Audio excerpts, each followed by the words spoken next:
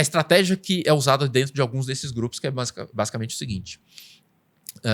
Você não chega para essas pessoas logo no começo e fala as crenças mais bizarras, as mais contra-intuitivas. Então, na hora que chega lá na última etapa e fala, ó, esse cara aqui do seu lado é um extraterrestre do planeta tal. O cara olha assim e fala assim, eu já meio que imaginava.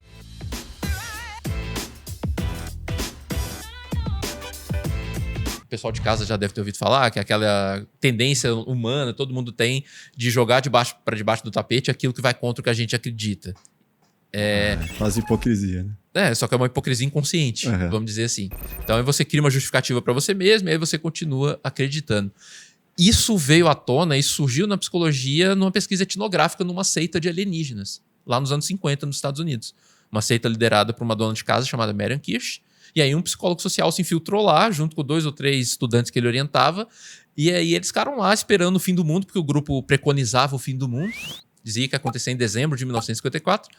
E aí ficaram lá naquela... Eles se fingiram de membros do grupo, que estavam acreditando e tal, fazendo tudo. Passou a noite em questão, que o mundo ia acabar, o mundo não acabou. E o pessoal começou a ficar agitado e tal. Cadê os extraterrestres? Cadê a nave que vai resgatar a gente? Cadê o fim do mundo?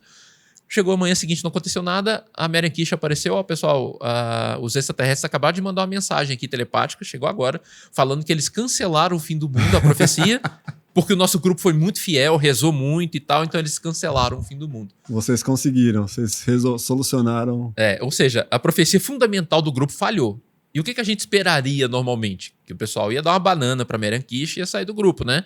Ia achar que é tudo fake e tal. Só 2 pessoas saíram do grupo. As outras todas ficaram muito mais fanatizadas, muito mais envolvidas, mais proselitistas. E aí o Leon Festinger, que era o psicólogo em questão, falou, pô, isso aqui é ouro, isso aqui para psicologia. A gente tem que entender como que funciona esse processo. A profecia, que era a crença central deles, falhou. E eles estão mais assim, crentes ainda do que eles estavam. Então a falha, na verdade, foi um sucesso em termos psicológicos.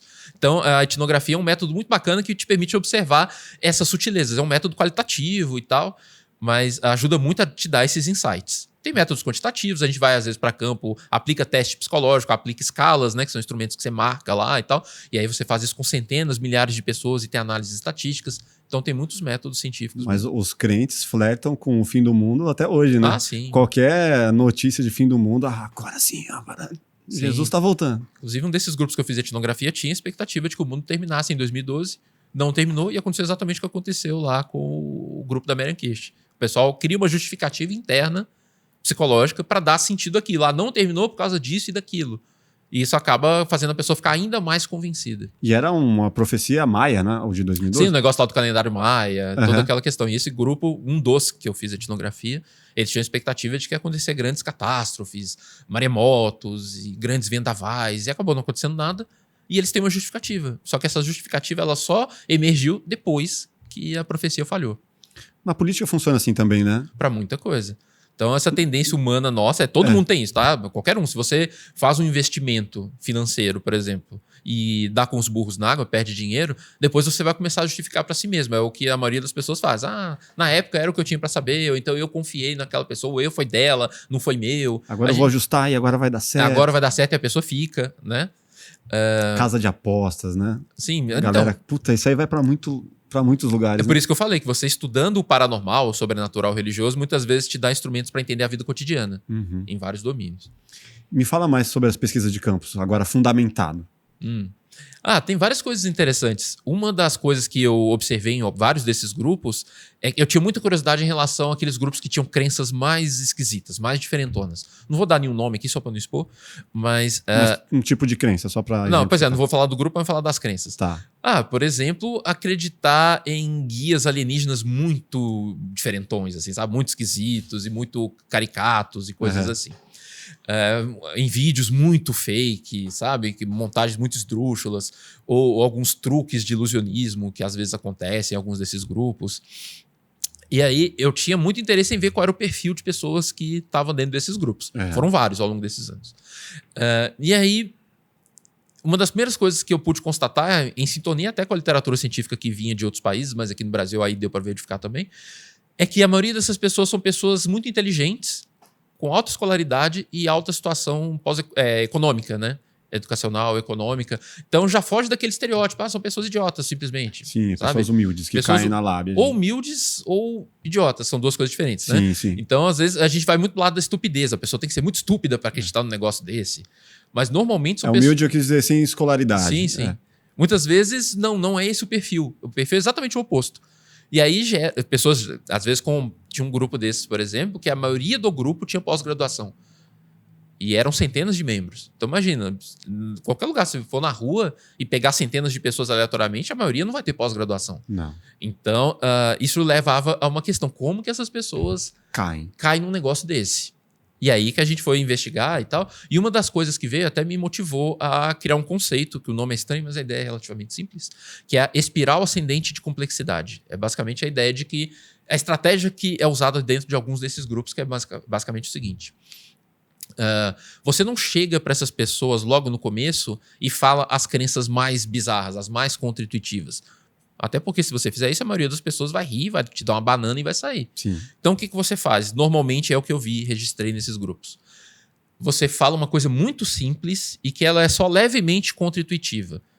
Por exemplo, em alguns desses grupos eram em regiões interioranas do Brasil, e aí eles levavam as pessoas pro descampado, assim, para um pasto, para algum lugar mais isolado, e falava assim, olha, você sabia que tem uns fenômenos no céu aí que existem, mas a gente não ouve muito falar, o pessoal não explica direito o que é?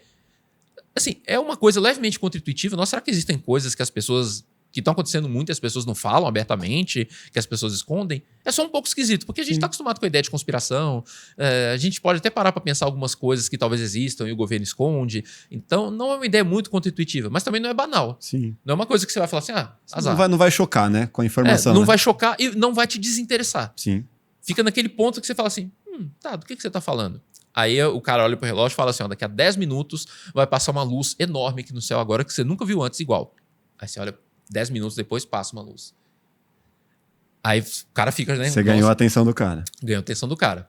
E aí, então você deu uma ideia levemente contra-intuitiva. Você deu um gatilho. E você apresentou a evidência. Uhum. Mesmo que você possa interpretar de outras formas as evidências, a gente pode falar disso, você já está pronto para o próximo passo, que é apresentar uma outra ideia que é um pouquinho mais esquisita que a primeira, só que, de novo, não é tão esquisita a ponto da pessoa rir e te dar uma banana. Então você vai falar, por exemplo, olha, essa luz que você acabou de ver agora, eles estão monitorando a gente aqui também. Do mesmo jeito que você está olhando para elas aqui de baixo, elas também estão olhando lá de cima. Quer ver? Vamos mentalizar aqui agora que daqui a 5 minutos vai passar outra.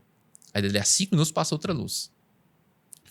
Às vezes até maior. Esse cara é bom. Então você fala, opa, tem algo aí. E assim vai. Então é esse esquema de mútua confirmação entre uma ideia que é só levemente esquisita e uma confirmação.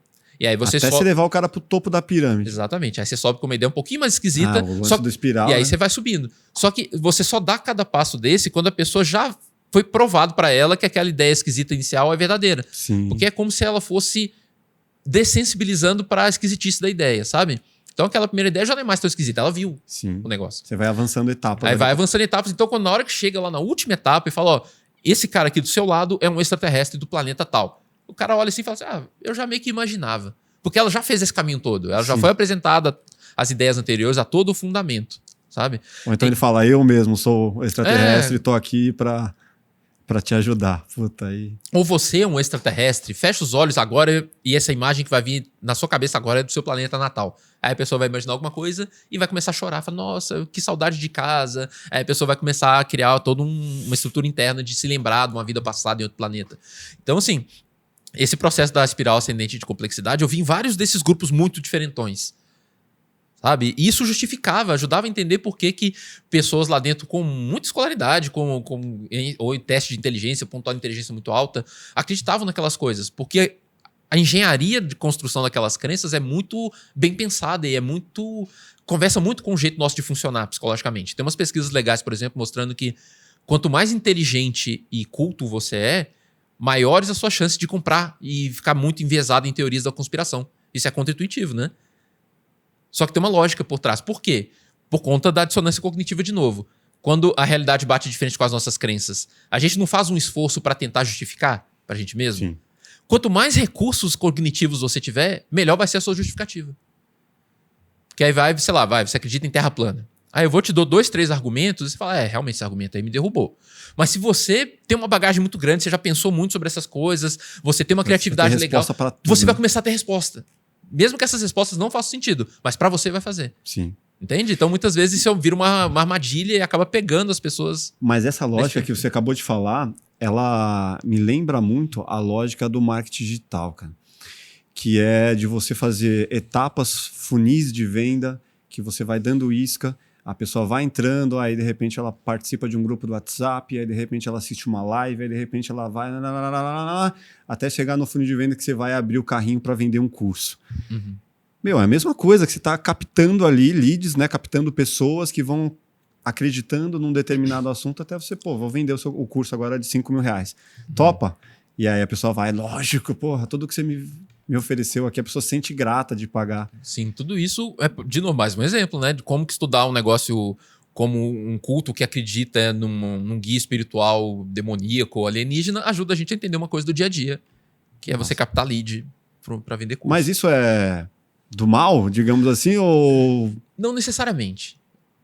É claro que tem gente que usa isso sabendo, né, que é uma engenharia mesmo construída para pegar as pessoas. Sim, e às vezes dá um nó na mente dela, né? E às vezes para vender coisa que não tem nem fundamento.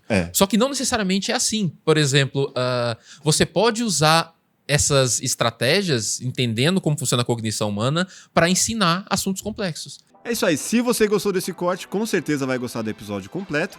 Vá aqui na descrição, pegue o link e saiba muito mais sobre psicologia e sobre os fenômenos sobrenaturais da mente com o grande Léo Martins, professor da USP, um grande especialista. Se inscreva no canal, deixe seu like e até o próximo Plugado Podcast.